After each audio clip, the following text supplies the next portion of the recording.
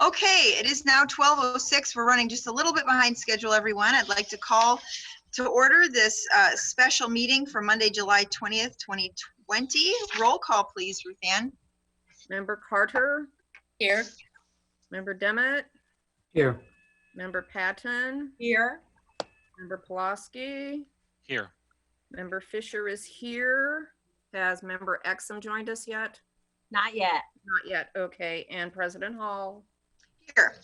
All but one are present from the board. Okay, I'm going to start with our citizen statements. We have a few, and some of them are rather lengthy, so I hope everybody can bear with my reading skills here. The first one is from Jamie Gleisner, who is, let me see if I don't know if we've got it, I think, or from Urbana. Dear Urbana School District 116 Administration and School Board, we, parents of USD 116 students, are writing to share our concerns regarding the return to school in fall 2020 amidst the COVID-19 crisis. This letter is in no way intended to criticize the admirable efforts of the district staff during this difficult time.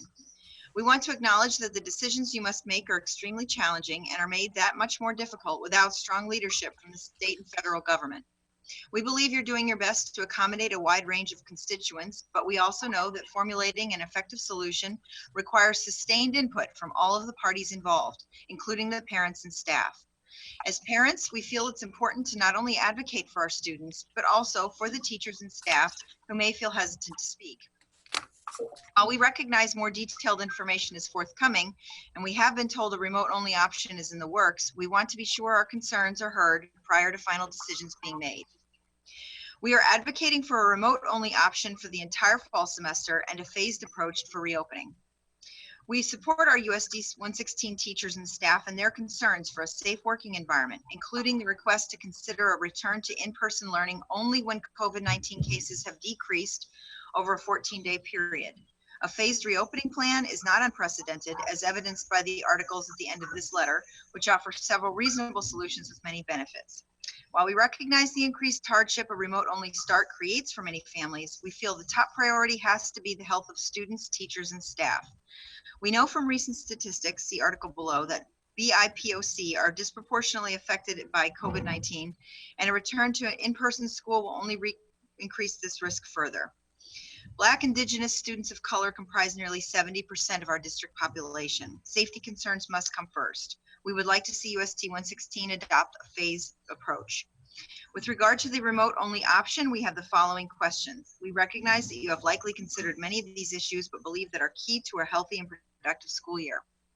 Format concerns. Will the remote-only option be mostly synchronized? We are concerned this would increase accessibility and equity concerns for those staying at home and those with working parents. Mostly, asynchronized allows for more flexibility for both families and teachers. Will paper packets be available for students who request them? We are concerned about tech use for elementary students and accessibility issues when kids may be in childcare situations. Packets for at least portions of the work would alleviate some of this issue. Will online class information be better streamlined?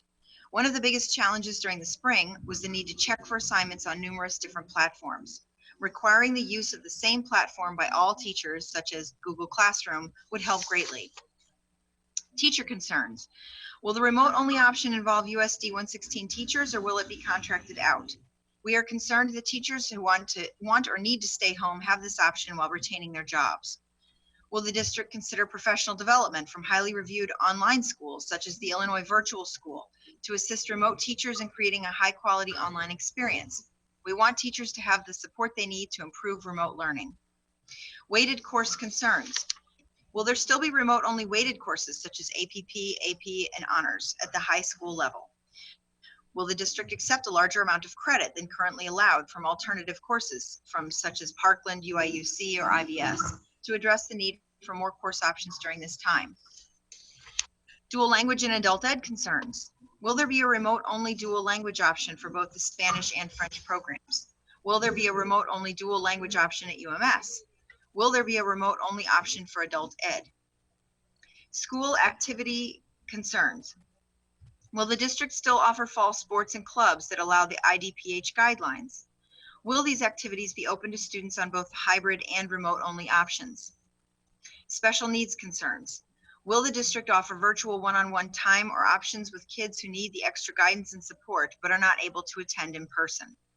We appreciate your work on these issues. Signed, and there's a list of people who are signatories: Jamie Gleisner, Melissa Littlefield, Amy Bader, Robin DePietro Wells, Amy Otis, Jamie Minert, Rebecca Wilfong, Patricia Jones, Michelle Kozlowski, Leslie Singleton, Nora Miller, Scott Mank, Catherine Bickers, Jennifer Locke, Spencer Schaffner, Mary Bunyard, Billy Joe Worthy, Melissa Dowds, Kim Gollings, Christine Merritt, Judy Brewer, Heather Boitnott, Thomas Delgado, Natalie Allison, Amanda Perez Rosser, Theodore Merritt, Amanda Taylor, Linda Larson, Brian Oglesky, Sequoia Munoz, Tracy Barkley, Carol Farnham, Mindy Monalekis, Nicole Seidman Secor, Jody Miller, Brian Meese, Sharon Foley, Amber Miles, and Nicole Mank.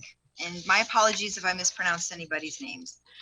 There was a full list of articles also provided with this letter. Oh, I'm sorry, I missed the second part. There was more signatories, forgive me. Rachel Lauren Storm, Peggy Agalianos, Janet Leroy, C.L. Cole, Karen Kramer, Helen Tosh, Eric Johnson, Emily Curlin, Aaron Anderson, Rachel Edwards, Patty Booth Hodges, Emily Aguilar, and Sharon Howarth. Again, I'm sorry if I mispronounced your names, and there's a list of articles that I'm not going to read out all of them, but it was provided with this communication. Second letter. This is from Jody Miller of Urbana. Hello, school board members and administrators. I'm writing to you both as a mom of 2 children, Leal and UMS, and as a kindergarten teacher. I want to first say that I'm very aware of the complex and difficult decisions that are needing to be made due to the COVID pandemic, how and when to open schools for in-person learning, and how to best protect our community. I'm also very aware of the needs of childcare, education, jobs, and more. I currently, like most parents, do not know what my own children will be doing on the first day of school this fall. I also do not know how I will be teaching. You see, I have a 10-year-old and a middle schooler with an IEP. I'm also expected to return to teaching full-time. I would love for my children to be able to safely attend school using the blended plan that has been proposed for 2 days a week. However, I will have to be teaching 5 days a week. This is a problem because as a single parent and with no family locally, I have no one to care for or do e-learning with my own 2 children. I'm aware that there may be some options for full e-learning. Is this only for the student population or for the teachers as well? If so, I would like to be able to take that option so that I can maintain care of my own children while still teaching full-time. When will teachers be notified of this? I ask because it is my understanding that I have only until tomorrow to request a CARES FMLA leave of absence if needed. However, that comes with a significant pay decrease, which may make paying my mortgage and providing for my family very difficult. This is also a huge issue for many, many others in our community. I've also heard that the district is working on a plan for providing childcare options at low or no cost to eligible families for the days kids are off school to ensure parents can work. When will these plans be released? How are these combining of kids from various school buildings or classrooms helping with the limiting of the virus spread? This information is essential to be shared ASAP so all parents and families, including USD 116 staff, can plan for care of their own children. How can USD 116 staff be expected to make decisions on how best to go back to classroom teaching when we have no details of how teaching will be, who will care for our own children, how to manage a significant pay cut if we have to stay home to provide care for our children, plus we don't even know the attendance hours for when kids would potentially be in school. Is it full day, half day, some portion of the day? Lastly, as a teacher, especially of the very youngest children in our district, I have some other questions. ISBE and the state mentioned that early childhood classrooms should try to use outdoor spaces as much as possible. I would love to use this option. Will the district be providing canopies or other rain or sun shelters for these students who are learning outside? Aids to escort students in and out of the building for restrooms while the classroom teacher is maintaining learning outdoors? What happens when a classroom teacher who is with their class from 8 a.m. to 1 or 2 or 3 p.m. be able to take care of their own needs, like sanitizing the classroom surfaces before and after meals? Or does someone else do that? According to ISBE, kids should eat in their classrooms. When do the staff get to eat in a non-classroom space? When and how do they get a 15 to 30-minute break to use the restroom during that time? I've been told that breaks and lunch will happen at the end of the school day. I'm sure eating after 5 to 7 hours of school would work. However, restrooms and breaks for teachers' emotional health and planning would not be able to wait an entire school day. Who will cover these breaks? My concern is that our TA staff, which is usually assigned to SPED students and or DL classrooms, will be called to cover short 5-minute breaks for other staff. This is unfair and unreasonable. These are often some of our most vulnerable staff, making the lowest pay, and should not be expected to leave their jobs to be available for restroom breaks for staff, exposing themselves to hundreds of children throughout the day. Lastly, ISB has stated that students should have their own social distance space of 6 feet apart. Many classroom teachers have community grouping tables. How and when will adequate furniture be provided so we can adequately space apart our students? Please provide immediate and clear detailed guidelines so that our USD 116 staff and all the parents of our students in our community can make plans for childcare, internet, safety, and be as ready as possible to return to school or e-learning. Thank you. Signed, Jody Miller, kindergarten teacher at Leal School, parent of 2. Next up, this is a letter from Charles Kaplinski of Urbana. Needless to say, I have great concerns regarding the upcoming school year. What with the COVID-19 pandemic still a major health concern for the state, it goes without saying that this will have a profound impact on how and when the Urbana School District approaches the upcoming school year. Putting any child or staff member by opening schools and requiring any sort of in-person attendance at the present time seems risky at the very least, and is, in my opinion, negligent where the health and welfare of all are concerned. Consideration paid not only to those who would come to our schools and their families as well, any of whom could be infected were COVID to be carried home from school by a student or a staff member. There is far too much at stake to enter face-to-face instruction, what with so many variables in play and in flux. While I understand that some may have other reasons for having schools open, risking anyone's health or life simply isn't worth the risk. A better safe than sorry approach is the most sensible and prudent approach to the present situation. I would like to state that I've spoken with many teachers about this situation, and none of them are opposed to teaching. In fact, we are eager to return. We just want to do so safely for all involved. I hope the school board will take all of this in mind and make sensible decisions regarding how we proceed with the 2020-2021 school year. Signed, Chuck Kaplinski. Next up, this is another group email signed from many people. Dear Urbana School District 116 Board of Education, Dr. Jennifer Ivory Tatum in Central Office. Thank you for all of your hard work over these past few months. We know that this has not been easy for anyone, and we appreciate your dedication to all of the stakeholders. We are writing to voice our concerns regarding the upcoming school year's reopening plans. Currently, the CDC labels in-person instruction as highest risk for the transmission of COVID-19. The current hybrid plan, if strictly followed, would be in the more risk category. Given that young children struggle with social distancing and personal hygiene to a much greater degree and need more physical assistance, we will fall somewhere between the more risk and highest risk categories. Therefore, reopening schools, while there are active cases in our district, will be threatening the health and safety of everyone in our district and the community surrounding our district. We want to make sure that when we reopen, that we do it in a manner that we're all safe and we can all feel good about. Of the 15 staff members who signed this document, 13 have comorbidities, have serious concerns for their health and safety, or live with someone in a high-risk category. Many school districts around the state and country have already changed their original plans from in-person teaching to full remote learning. This needs to be adopted by USD 116 until we are able to open our schools safely. Our schools should remain closed until all of the following are met. Health and safety concerns. We need protective gear that is medical grade. There is no way we will be able to socially distance for 5 hours with young children. They will need our physical help, which will put our health at risk. The only way to mitigate this risk is through medical grade PPE. We need abundant disinfectant sprays and wipes. These are unavailable in public stores right now. It is imperative that there are ample supplies prior to returning to school.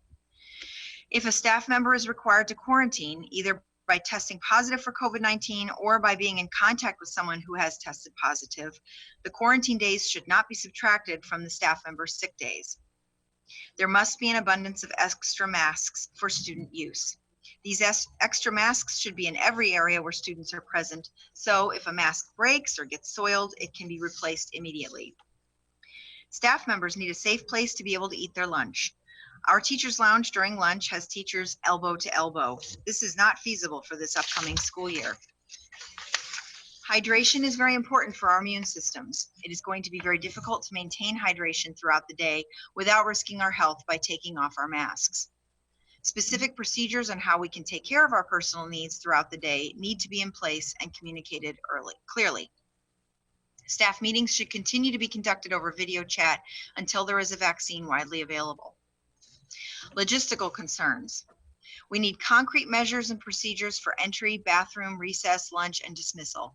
There needs to be time for staff to review and practice these procedures prior to opening the school. Teachers need training on creating a safe environment that includes social distancing and need contract time to create this environment. Managing high traffic areas such as classroom, library, sink, lockers, etc. needs to be included in this training. Procedures need to be put in place that all students are checked for a fever prior to stepping foot on a school bus or into a school building and when leaving the school.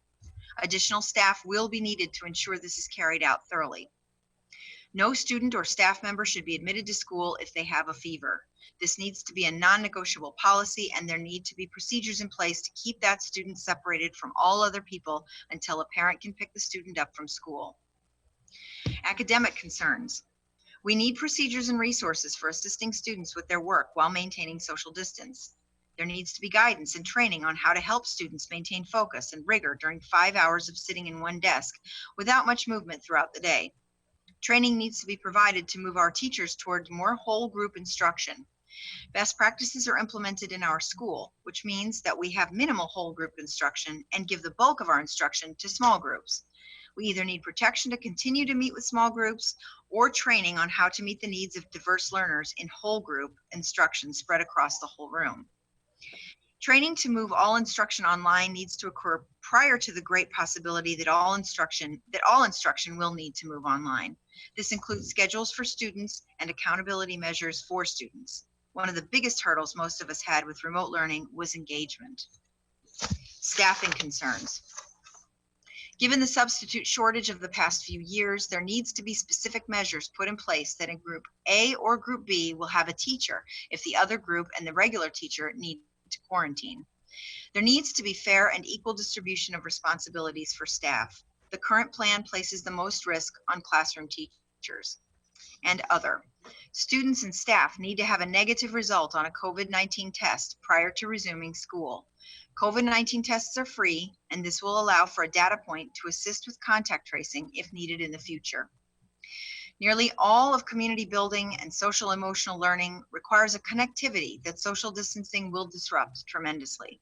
Teachers need specific strategies to build classroom communities, while social distancing and specific strategies to support our students' social emotional well-being.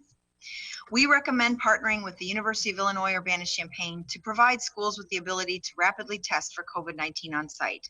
They should commence when in-person instruction begins and continue until a vaccine is widely available. Positive tests should be reported to all stakeholders in a timely manner. Thank you for listening to our concerns and your continued dedication to our students, families, staff, and community.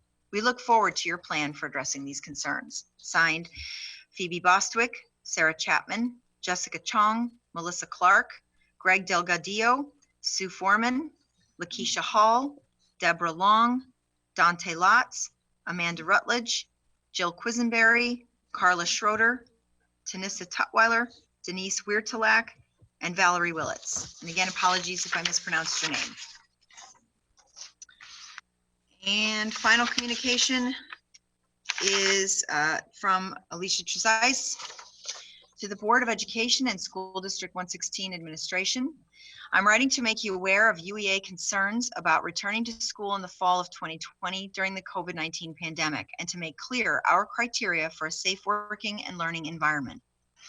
We acknowledge the level of difficulty that this crisis poses for leading our school and our district. It is clear to us that Urbana School District 116 administrators are working extremely hard to determine the best path for our district in the upcoming school year. In the absence of leadership from both the state and national governments, we understand that this is an incredibly challenging time and that everyone is working toward the best outcomes for students and families and has the best intentions. This statement is not designed as a criticism of district leadership. Moreover, we do not believe that we have all the answers, nor do we envy the amount of responsibility USD 116 administrators must bear at this time. However, as employees and advocates for the students of this district, we believe we must state clearly what we need in order to teach in a safe environment. UEA leadership surveyed our membership this past week. Out of the over 200 surveys returned, only 7% of our staff felt completely comfortable returning to in-person learning. Many of our members shared their profound concerns for the health and safety of students, the risk of exposure and transmission to family and household members, and their own health and safety.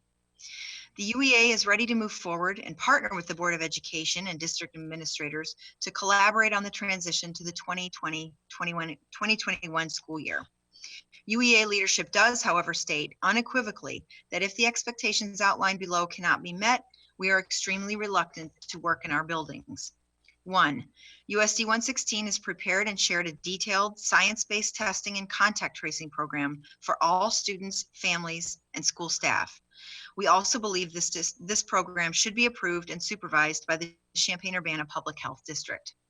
2, COVID-19 cases are shown to be on a clear downward trajectory in Champaign-Urbana.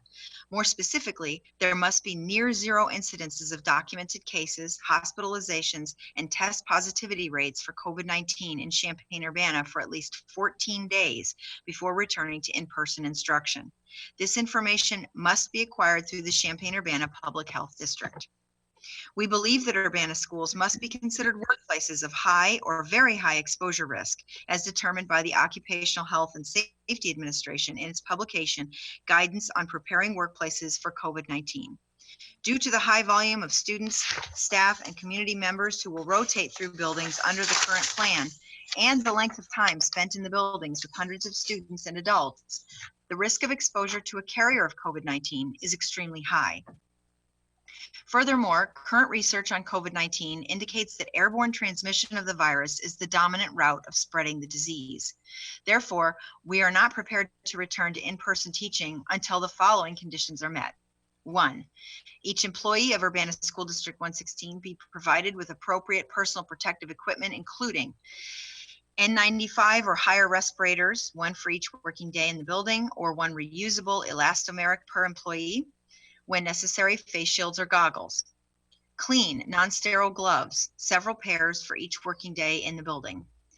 2 to 3 reusable isolation gowns, which should be routinely laundered by the district following CDC guidelines. 2, each classroom be stocked with cleaning supplies such as alcohol-based hand sanitizers, gloves, soap and water, and EPA-approved disinfectants. 3, staffing for health screenings, daily sanitizing of classrooms and common areas, bathroom, hallway, and outdoor supervision, subbing to reduce class size, and cover for inevitable absences due to illness.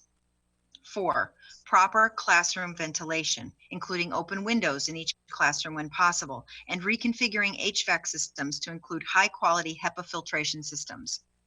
5, because research has consistently shown that closed environments facilitate transmission of the disease, shade structures should be created to maximize the use of outdoor space.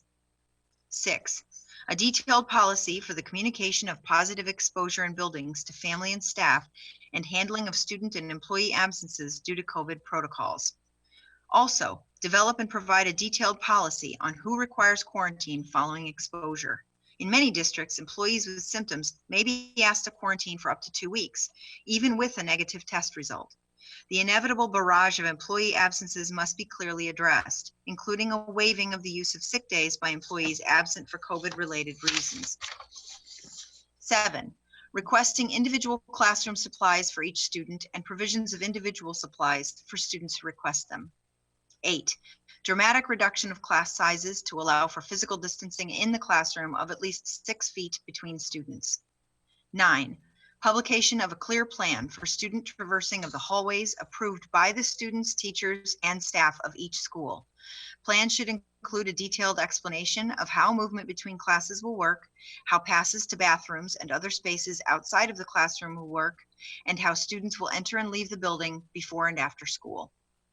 10, calendar adjustments for a delay for student participation, and to allow for staff to adequately train, collaborate, and prepare their working environments, both at remote sites and in our buildings. Please know we are all eager to return to nurturing and educating the students of Urbana School District 116. We urge you to work with us in a broader sense to establish the highest level of environmentally safe working and learning conditions for the staff and students of Urbana. Respectfully, Alicia Trezise, President of the Urbana Education Association. So that concludes our citizen statements. There is a call for an executive session after today's current meeting for the purpose of appointment, employment, compensation, discipline, performance, or dismissal of specific employees of the district or legal counsel for the district, including hearing testimony on a complaint lodged against an employee against legal counsel for the district to determine its validity. And there is going to be no action following that call for executive session, just to let everybody know. So now I'd like to have a motion to approve today's agenda. So moved. Second. Moved and seconded. Roll call, please.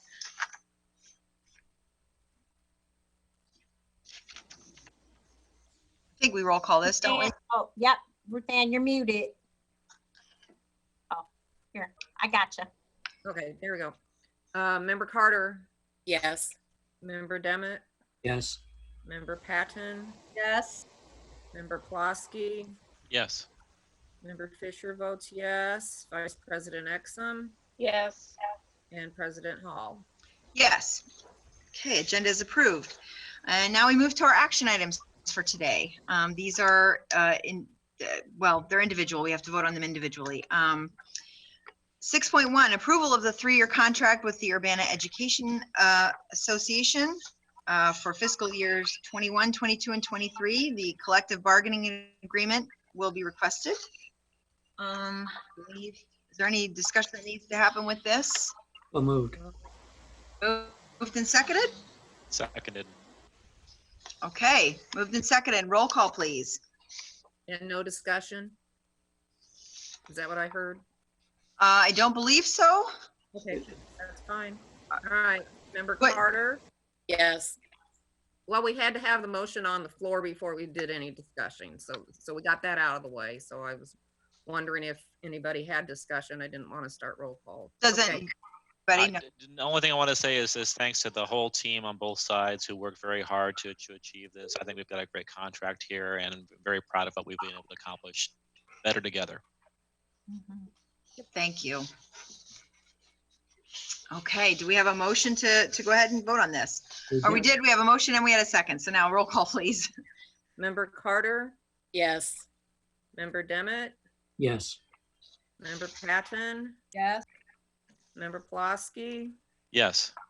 Member Fisher votes yes, Vice President Exum, Yes. and President Hall. Yes.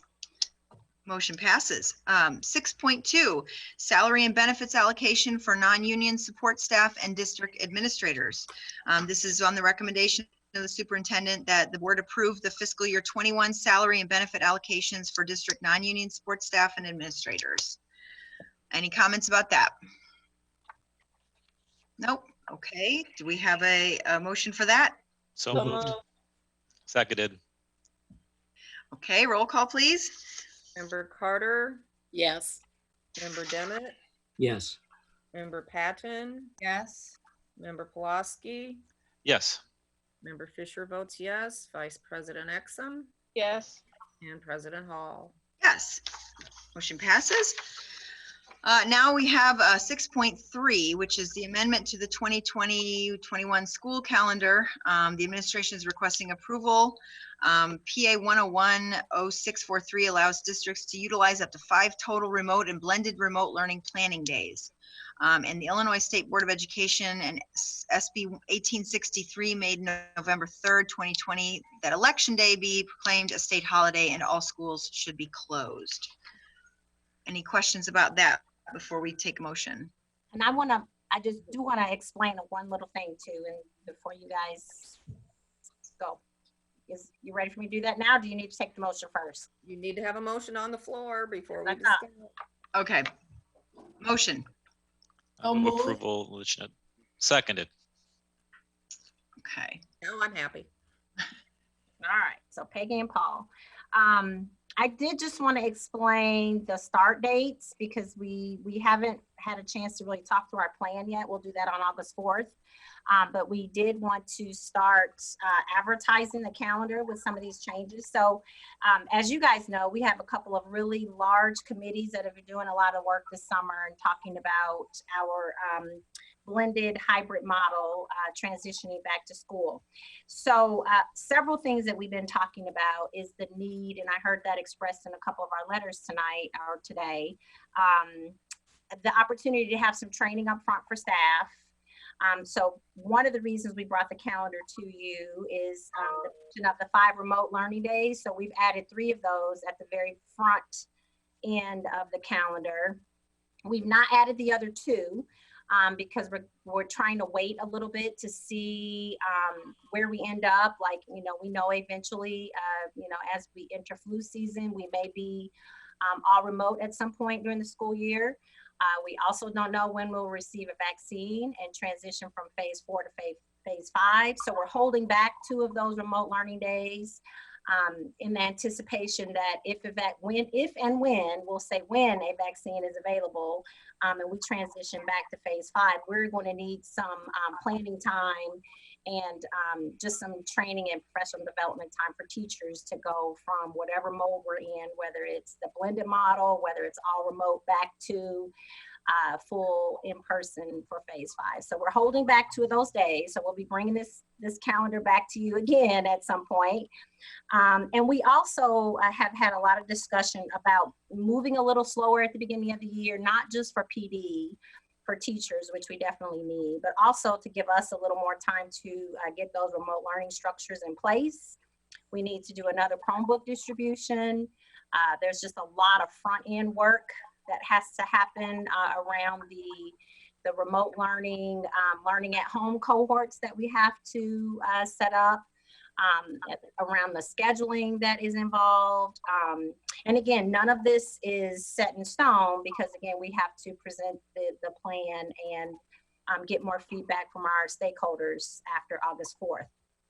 But we want to be able to have something that we can put publicly out there that reflects the changes. So as of right now, per the calendar that you have in front of you, we still wanted to provide some transition time for 6th graders. So you'll see that at the end of August.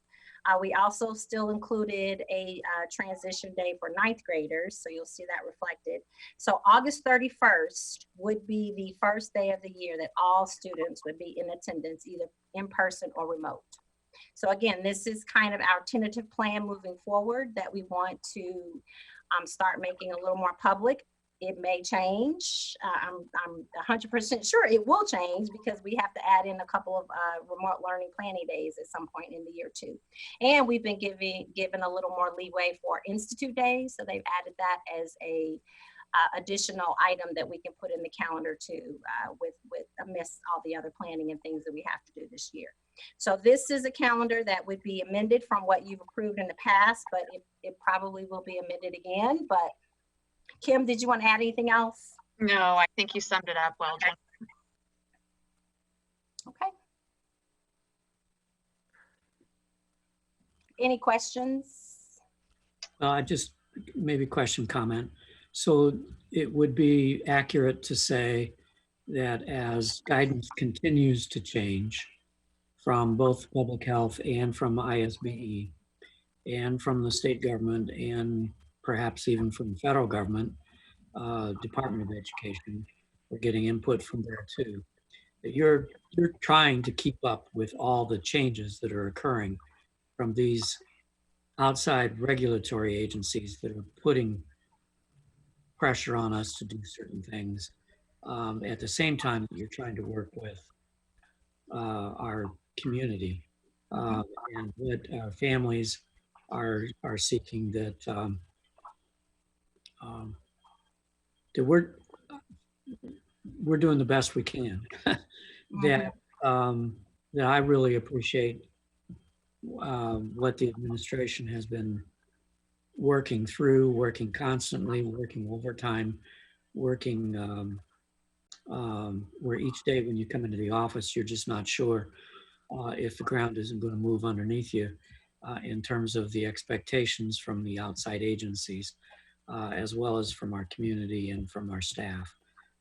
So I hope I've encapsulated what I need to say to people who are asking me questions about this, that we're trying desperately to take into account and have been working closely with Public Health District, with ISBE, as we have, as you all have attempted to put this together. Mhm. A fair statement? I'd say that's a great statement, John. You're absolutely right. Okay, I want it out there that some of the letters I'm getting make it sound as if we have not consulted with public health, or we have not consulted with ISBE. Well, I know no one's mentioning ISBE, but with state directives related to COVID. And I think that's a misnomer, and I think we need to correct that misnomer. And so the calendar that you're asking us to vote on today is at 12:42 on July 20th. And let's hope that there's nothing hugely that has to be changed yet in August, but everybody needs to stay tuned, so to speak. Mhm. Absolutely, yes. I do recognize that our families have to do, I'm so very happy that my children are out of the house and grown. If we had small children at this, I'm just not sure how we would even, in our household, be able to work with constant changes day in and day out and make any kind of plans longer than 5 days into the future, which is no plan at all. And so I really feel for everybody involved. And John, you mentioned public health. So we've been following the Illinois public health guidelines that have been set forth since June 23rd. But the CU Public Health Department just made available some guidance on Friday. So we're going to spend some time going through that. Julie Pride has been in connection with the ROE superintendent group. So she's been an ongoing resource, as we've had questions, she's provided us kind of that one-on-one support, but their official plan was just released on Friday. So we're going to take that and put it side by side with what we're working on to make sure that everything still aligns. Because we've been following the Illinois department. I think people that read the newspaper and get their news from there or from the radio and TV might not be aware of that working group with the ROE. So let's expand a little bit on exactly what that group is so that our community can be aware of some of the other type of professional scientific influences that you have been trying to work with. Sure. So we have our regional office of education, the ROE. We have a regional superintendent. So all of the Champaign and Fort County superintendents, we meet regularly. We used to meet once a month, but since COVID, we've been almost meeting weekly. And so we share plans. We talk about the guidance. We talk about best practices.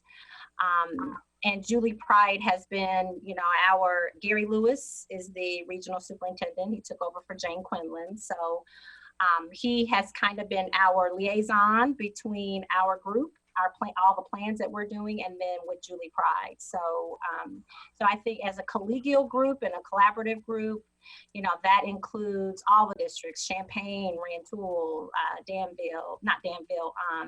Mahomet. We have an Illini region group as well that meets regularly, and an Illinois Association of Superintendents group that meets regularly. That includes the Vermilion County superintendents, as well as the Southern group with the Charleston and Mattoon superintendents. So there is a lot of people looking at this guidance, and we're all collaborating and sharing ideas across multiple groups. So. Thank you. Mm-hmm. I appreciate hearing that, Jennifer, because I mean, the fact that you're partnering with superintendents and districts that are in our region, because as we well know, regions around the state really differ in terms of capacity and COVID cases and response to COVID cases and testing capacity. And so it's good to know that you're talking to local superintendents and our local CUPD, health director, who keeps us apprised of those things. So thanks for reminding us of that and putting in all the hours you and your team are doing to keep us as up to date as we can.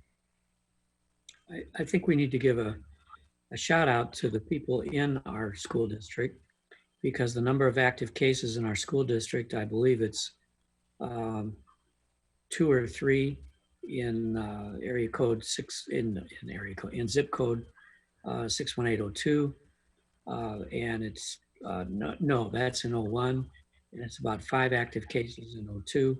So we have fewer than 10 active cases in the Urbana zip codes, understanding that immediately around us in Champaign, I believe there's close to 60 active cases, which are all one community, so it's all one.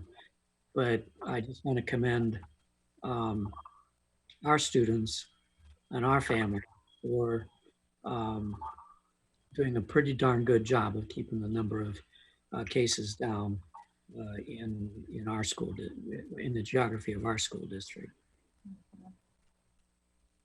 That's a little off topic with the calendar, but it is kind of tied. And I guess that's as close as we're going to get to talking about the plan today as we can, since this is a special meeting. But I think it's important that we get that out. Let's hope that somebody from the News Gazette might be watching this meeting, and maybe they might even publish a short article about what Urbana is doing. They seem to tie us all into every other school district around here, but don't seem to get any quotes or resources from us.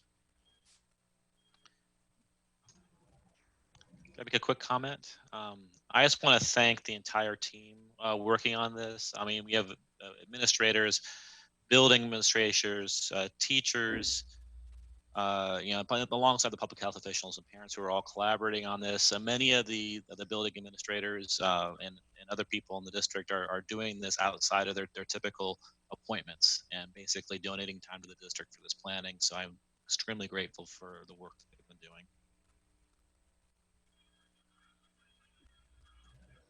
Any other comments? Oh, sorry. I'm sorry, and just one more quick comment. I mean, I also just want to reiterate how much we value the input we've been getting from the public, both in emails and phone calls and person to person, as much as we do person to person right now. But what's been very clear to me, and we've had many issues, of course, that come before us on the school board, but what's been patently clear is that people are really place themselves across a broad spectrum of how comfortable or not, or how able or not they are to participate in school directly or remotely. I don't think there's been an issue that I've come across in my 12 years on the school board where people have been spread out so broadly on that spectrum and not in predictable ways. And so I think it's good for all of us and those people who are contacting us to recognize that there are very many views, strongly held views, and people who are entitled to those strongly held views, but they really fall across a broad spectrum. And so it is we are required to address all of those concerns, keeping in mind what John and others have said, what medical science tells us is the right thing to do. So thank you, and we encourage comments to continue to flow in because it helps us do our job better. Yeah, thanks, Peggy, because I think maybe, there for a while, every letter that we got asking for all remote learning was accompanied by a letter that said, my child must be in school 5 days a week in order for me to pay the rent. And the, lack of any other childcare capabilities or anything. So we have been, as you put it, we have literally been inundated from every possible position on this spectrum.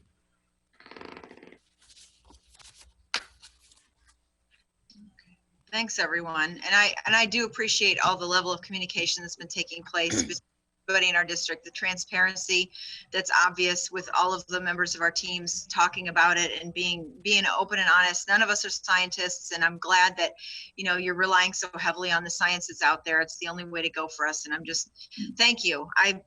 I have every faith that we're doing the best we can and everybody's making the best decisions they can in the moment. So I'm prepared to vote on this calendar if everybody else is. I'd like to make a motion to approve the calendar. Second? I think, Okay, moved and seconded. Roll call, please. Member Carter, Yes. Member Demmett. Oh, you're muted, John. Sorry. There we go. Yes. Member Patton, yes. Member Pulaski, Yes. Fisher votes yes. Vice President Exum yes, and President Hall. Yes, motion passes. All right, and last up on the agenda is 6.4, approval for the bid for the Urbana Middle School roof repair and replacement.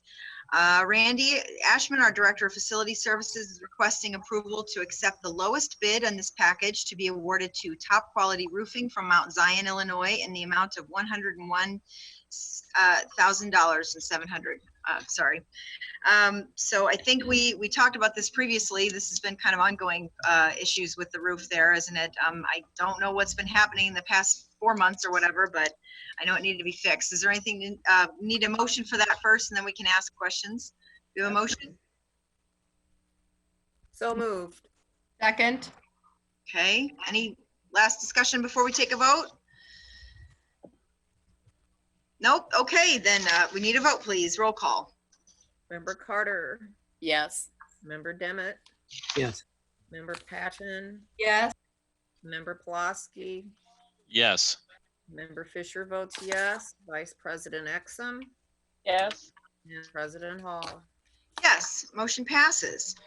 That concludes the public portion of our meeting right now. So I will need a motion to go into a 5-minute recess so that we can regroup and then meet back again for exec session again for the purposes of, I have this written down, appointment, employment, compensation, discipline, performance, or dismissal of a specific employees of the district or legal counsel for the district, including hearing testimony on a complaint lodged against an employee or against legal counsel for the district to determine its validity. Do I have a motion to go into recess? So moved. Moved in Second. second? Yeah, we have a second. Do we need a roll call? Can we do this? We have Roll call. roll call, please. Yeah. Member Carter, Yes. Member Demmett, Yes. Member Patton, Yes. Member Pulaski, Yes. Member Fisher votes yes. Vice President Exum, Yes. President Hall. Yes, we are now in recess. We will meet back again in 5 minutes for our closed session. Thanks, everyone.